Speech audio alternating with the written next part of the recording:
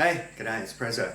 Now, we're nearly at the tail end of 2024, and I was looking at my phone just the other day, and Google did this thing where they sort of give you a year in review, looking at all of the photographs I've taken on my phone.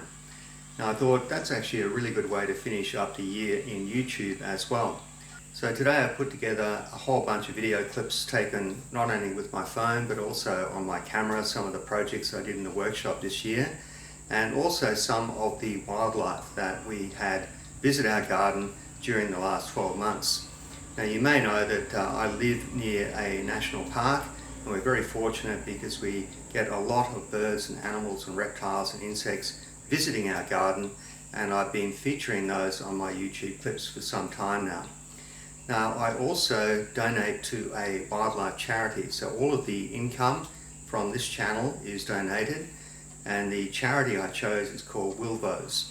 Now, Wilvos are a wildlife volunteer organisation, and their role is to rescue, rehabilitate and release native animals back into the environment.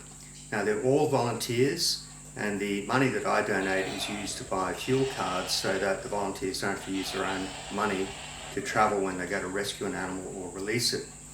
So in the last 12 months I was able to donate $3,575 to Wilvos. So that all comes from you people who are watching today's video, and it's just a nice way to give back to a group that does look after our very unique wildlife. So I'd like you to sit back and relax and watch the first part of this video, which is all of the animals and birds and reptiles and so on. And then I want to follow up with some of the projects that I've done in my workshop this year. Now, it's very diverse, and some of the videos and photos I've taken on my phone and put on Instagram, and you may not have seen them on YouTube. So we'll have a look at that. And just in closing, I'd like to thank all of the viewers who stuck with this channel over the years.